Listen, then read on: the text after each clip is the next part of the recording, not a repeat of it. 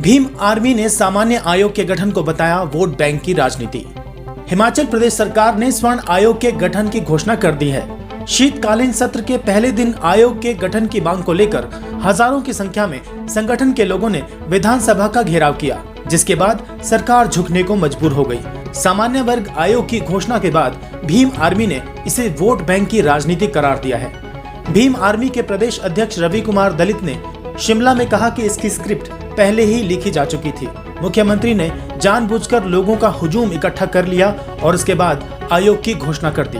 उन्होंने कहा कि वे इसका पुरजोर विरोध करते हैं और आगामी समय में रणनीति बनाकर इसके खिलाफ आंदोलन किया जाएगा। सामान्य आयोग की जो है वो घोषणा की गई है, क्या कुछ कहना चाहते हैं? सामान्य आयोग की जिस तरीके से घोषणा की गई और जिस तरीके से कल मुख्यमंत्री जी का जो हिमाचल की विधानसभा में उनको मजबूर कर दिया गया, लाचार कर दिया गया और वहाँ पर अराजकता की सारी हदें पार कर दी गई। गाड़ियाँ फूंक दी गई, गाड़ियों के शीशे तोड़ दिए गए, यहाँ तक कि जो मीडिया कर्मी वहाँ पर मौजूद थे उनके हाथ से माइक छीने गए।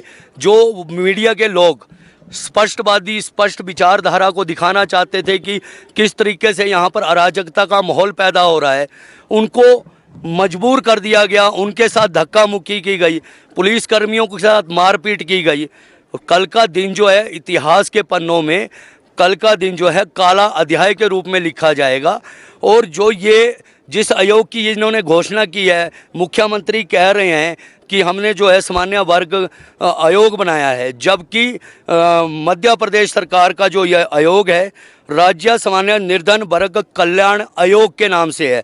इसमें 3 शब्दों की कटौती की गई, राज्य, निर्धन और कल्याण। शर्म आती है मुख्यमंत्री हिमाचल प्रदेश जी को कि वो ठाकुर है। शर्म आती है जो ये तथाकथित गुंडा तत्व है जो खुद को बोल रहे थे कि हम स्वर्ण आयोग बनाएंगे। प्रदेश में उन्होंने मांग की थी स्वर्ण आयोग बनवाने की, लेकिन मुख्यमंत्री जी देते हैं सामान्य, और सामान्य के बाद जो है अपना मान और सम्मान रखने के लिए एक प्रदेश में एक अपना रुतबा बनाने के लिए निर्धन और कल्याण शब्दों को हटा देते हैं। क्योंकि ये सच्चाई है कि संविधान के अंदर जो भी कभी आयोग बनते हैं वो आयोग हमेशा गरीबों के लिए बनते हैं, दबे कुचले पिछड़े लोगों के लिए बनते हैं। और जिस राज्य में सबसे ज़्यादा तादाद इन जातियों की होती है, जिसको सामान्य वर्ग कहा जाता है, उनके कभी आयोग नहीं बनते।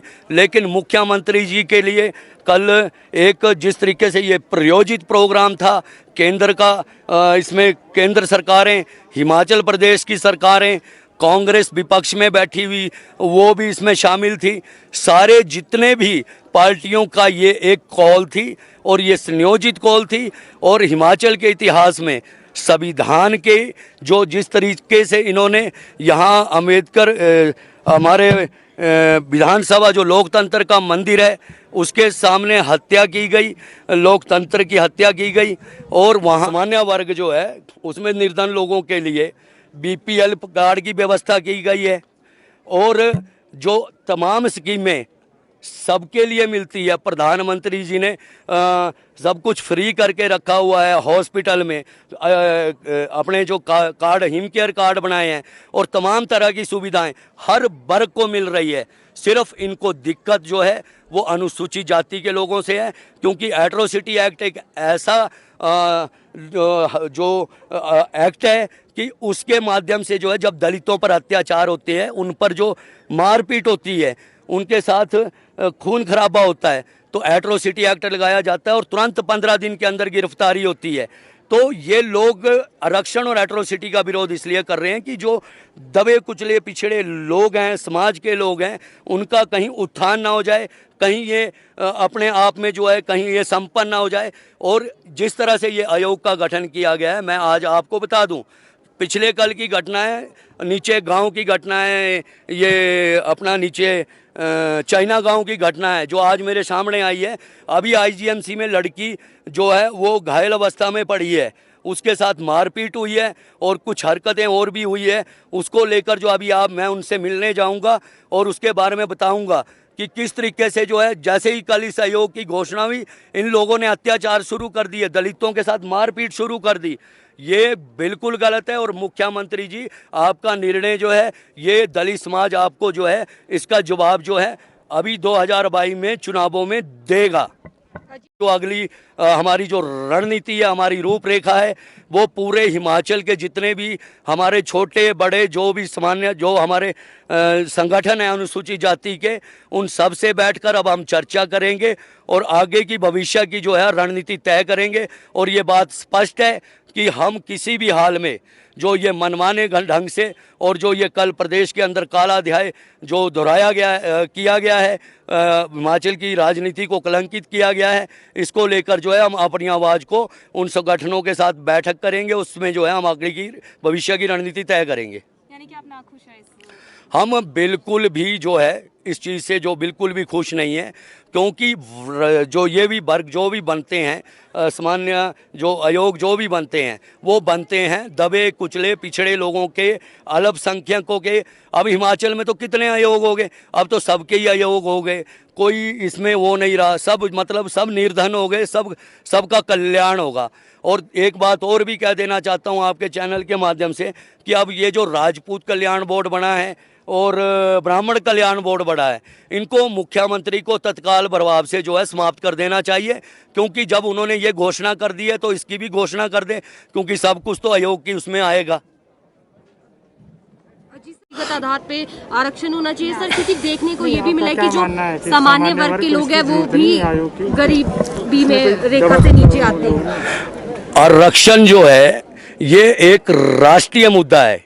आरक्षण को लेकर जो है बहुत बड़ी चर्चा जो है पूरे देश में है, और इसको लेकर जो है केंद्र में बैठी सरकारें हैं और लोकसभा है, राज्यसभा है, हिमाचल प्रदेश की सरकारों की औकात नहीं है कि वो इस तरह के आरक्षण जैसे और एट्रोसिटी एक्ट जैसे मुद्दों पर चर्चा करें।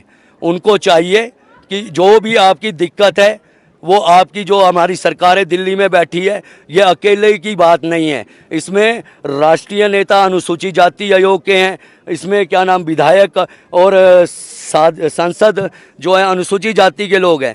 तो आरक्षण की जो बात होती है, आरक्षण जाति आधार पर क्यों है आप बताइए। गटर के अंदर जाने की, सफाई करने की सबसे ज़्यादा मौतें जो है गटर के अंदर समाज की, गटर के अंदर जो लोग हमारे समाज के जाते हैं उनकी मौतें उस गटर के अंदर होती है। जितने बड़े आंकड़े निकाल कर देख लीजिए।